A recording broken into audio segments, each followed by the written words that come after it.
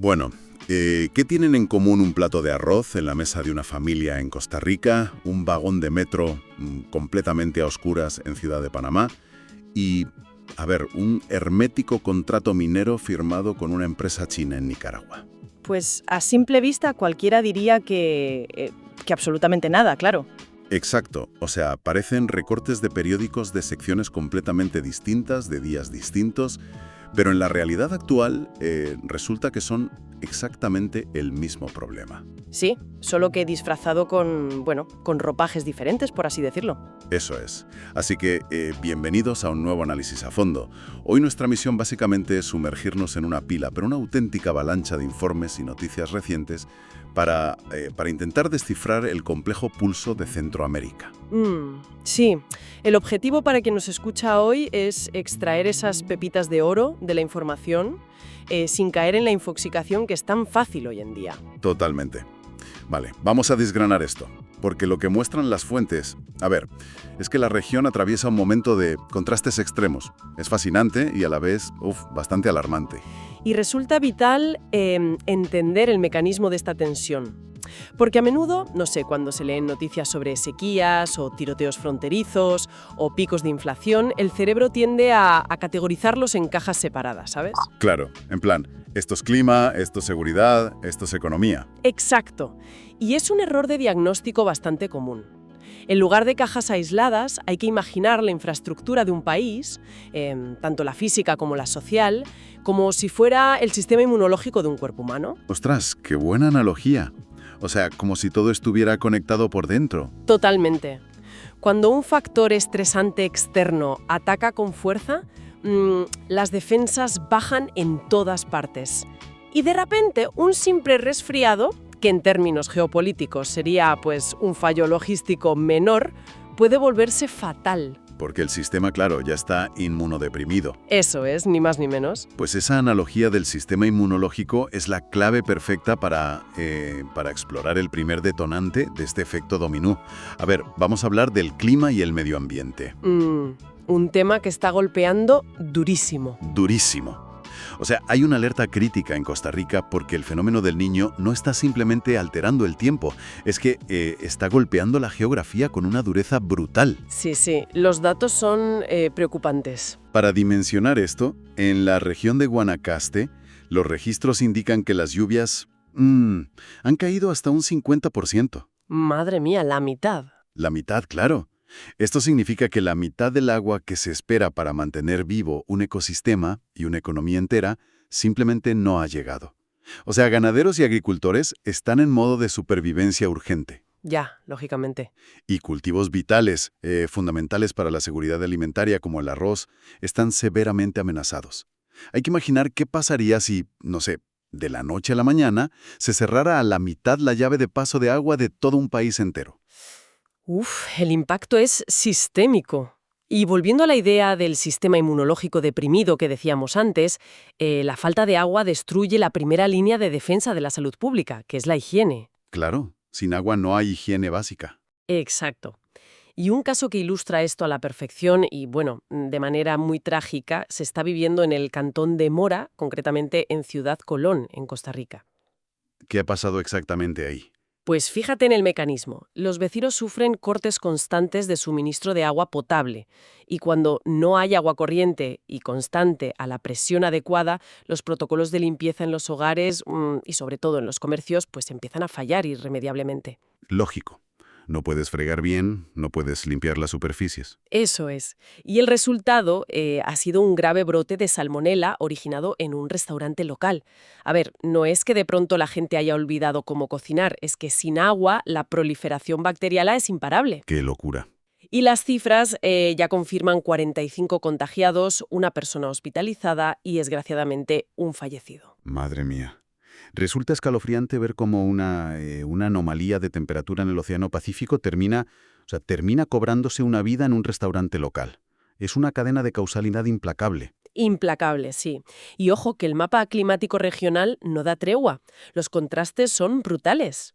Claro, porque por otro lado, miramos a El Salvador y Nicaragua, y destacan el fin de unas olas de calor verdaderamente agobiantes. Sí, pero a ver, el alivio es un espejismo, ¿eh? Exacto, un espejismo total, porque se anuncia la inminente llegada de la onda tropical número 3, y esto va a traer inestabilidad y lluvias muy fuertes. Y aquí es donde, si conectamos esto con el panorama general, la física del suelo juega una mala pasada. Porque para quien nos escucha y quizá piense, bueno, si hay sequía, la lluvia es una buena noticia.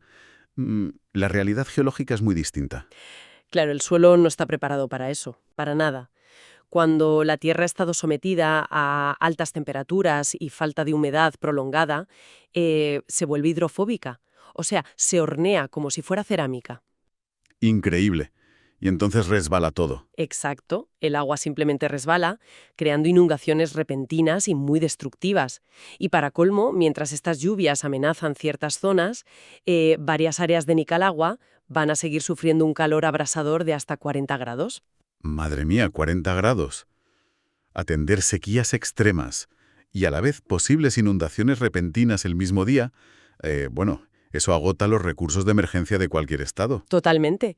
Y cuando los recursos básicos como el agua y los cultivos escasean, la presión social aumenta automáticamente, lo cual sirve de puente perfecto para hablar del siguiente pilar, que es el desafío de la seguridad y la violencia. Sí, sí, pasamos al bloque de seguridad.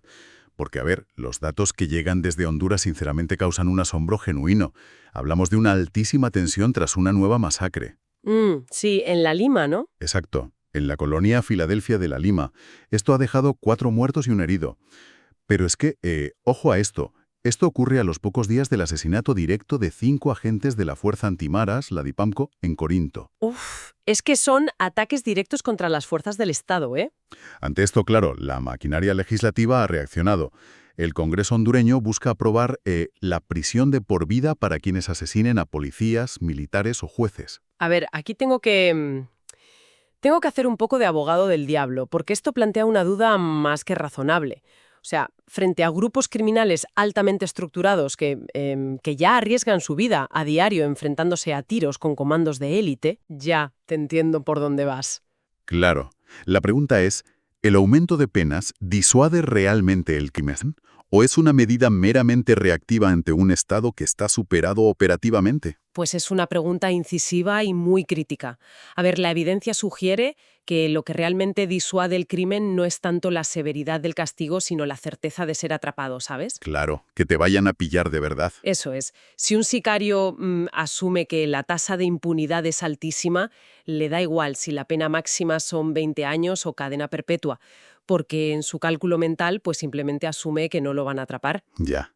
O sea que aumentar las penas calma a la opinión pública, pero igual no desarticula el problema real. Exacto. Sobre todo con organizaciones con ese nivel de logística. Y hablando de logística criminal, la tensión fronteriza es otro gran tema. Ostras, sí, saltamos a la frontera entre Honduras y Guatemala. Las fuentes relatan la incursión de un grupo armado y, bueno, un enfrentamiento a tiros, nada menos que con soldados guatemaltecos. Una locura, sí. Y le añades el dato alarmante de Esquipulas, también en Guatemala. Allí las autoridades interceptaron unas camionetas con, atención, 37 armas de fuego, tras una alerta de enfrentamiento. 37 armas no es delincuencia común, ¿eh?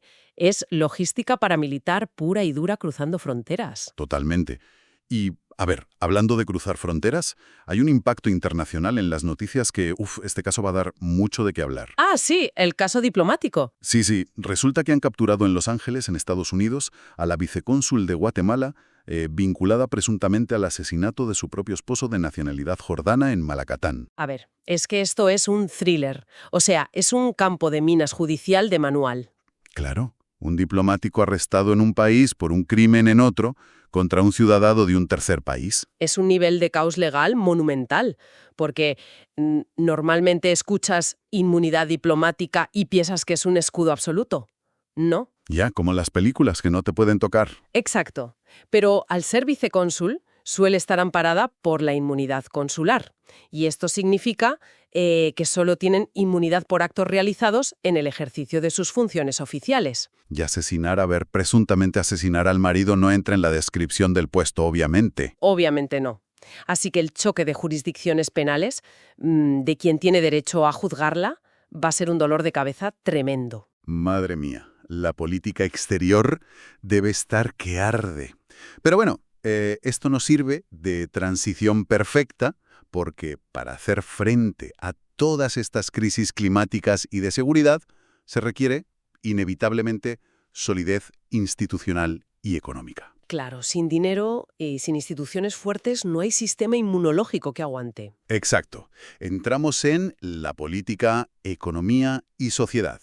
Y vamos a El Salvador, donde, las fuentes destacan un ejercicio de transparencia muy interesante. El tema de los patrimonios. Sí, eso es.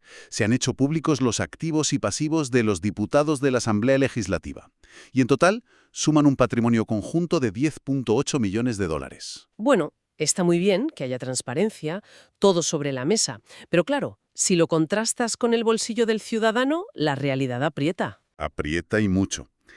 En abril, la canasta básica urbana alcanzó su precio más alto desde agosto de 2024. O sea, un contraste brutal. Brutal.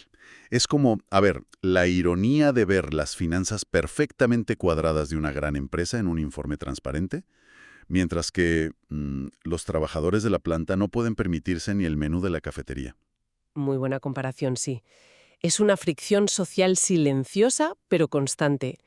Y si miramos a Nicaragua, el panorama económico también tiene luces rojas, sobre todo con la minería. Sí, el tema de las empresas chinas, ¿verdad? Exacto. Hay una gran incertidumbre sobre el futuro de estas empresas chinas que han recibido concesiones mineras gigantescas del gobierno nicaragüense, porque los analistas advierten que no existen garantías a largo plazo. Ya, o sea que llegan, extraen y se van. Básicamente, no hay transferencia de tecnología ni grandes compromisos futuros, e incluso señalan que el propio Daniel Ortega no verá esa riqueza consolidada. Y a esto le sumas la fuerte caída reportada en las exportaciones textiles hacia Estados Unidos. Que es uno de los grandes motores de empleo. La economía pende de un hilo. Y hablando de hilos y redes que se caen, lo de Panamá ha sido de película apocalíptica. Madre mía, el caos en Panamá. Un día marcado por un apagón masivo, ¿eh? Masivo, total. Dejó sin luz y, por consiguiente, sin agua al paralizarse la potabilizadora de Chilibre. Claro, todo está conectado. Todo. Sin luz, sin agua y sin servicio de metro a amplios sectores de la capital y Colón. O sea, una ciudad moderna devolviéndose a la Edad Media por un fallo eléctrico. Es la hiperdependencia tecnológica nos hace súper frágiles. Pero bueno, en Panamá no todo ha sido caos logístico. En el ámbito político destaca la reunión entre el presidente José Raúl Mulino y la líder opositora venezolana María Corina Machado. Un movimiento diplomático muy, muy interesante. Sí, marcando posiciones claras en la región. Totalmente. Y mira, para cerrar este bloque con algo de optimismo, que también hace falta, las fuentes recogen un avance educativo estupendo. La Universidad de Panamá ha lanzado la primera licenciatura en Ciencias Aeronáuticas. ¡Ah, qué buena iniciativa! Sí, el objetivo es profesionalizar a los pilotos comerciales a nivel universitario. Y siendo Panamá el gran centro logístico aéreo de la región, pues tiene todo el sentido del mundo. Sin duda. Capacitar el talento local siempre es la mejor inversión. Pero, conectando los bloques anteriores, hay que decir que la verdadera medida de todas estas crisis económicas, climáticas y de seguridad se refleja en un punto muy concreto. ¿En cuál? En la salud de su población más vulnerable, los niños. Sí. Pasamos a las alertas de salud pública.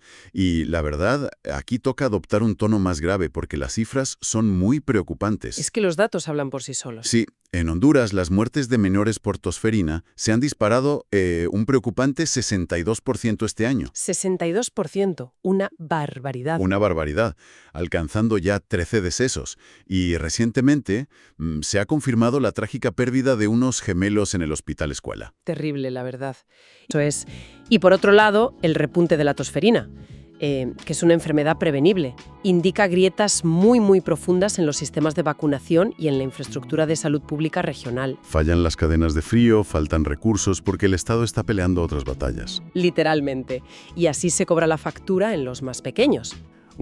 Pues esto nos lleva al momento de hacer un resumen rápido, porque hoy ha quedado clarísimo que la región es un ecosistema totalmente interconectado. Como el cuerpo humano, sí. Exacto. Hemos visto que una sequía en Guanacaste, un apagón masivo en Panamá, la escalada de los precios de la canasta básica en El Salvador o esa crisis de violencia en Honduras no son hechos aislados para nada. Son piezas de un mismo rompecabezas centroamericano. Todo suma presión. Todo suma, sí. Y a partir de todo esto, no sé, me gustaría que dejáramos una idea para reflexionar a quien nos está escuchando. Pues a ver, en base a las fuentes analizadas, hay una idea muy provocadora. Si lo piensas, si las inversiones mineras extranjeras, como las chinas en Nicaragua, no tienen garantías a largo plazo, y por otro lado, el clima extremo ya está destruyendo cultivos vitales en Costa Rica, Sí. cabe plantearse la siguiente cuestión. ¿Quién o qué controlará realmente los recursos naturales de la región en la próxima década? Esa es la gran pregunta. Claro, o sea, ¿serán los gobiernos locales? ¿Serán las potencias extranjeras que buscan estas concesiones? ¿O será el propio clima implacable el que dicte las reglas del juego? Ostras, es un pensamiento que te deja dando vueltas, ¿eh? Muy, muy potente para reflexionar. Y bueno, con esto nos despedimos de este análisis a fondo. Muchísimas gracias a quien nos escucha por dedicar su tiempo a intentar ir más allá de los titulares. Eso es. Gracias por acompañarnos en esta inmersión. Frente a tanta sobrecarga de información e infoxicación, recordar siempre que el pensamiento crítico es clave. Así que nada, mantengan la curiosidad viva y hasta el próximo análisis.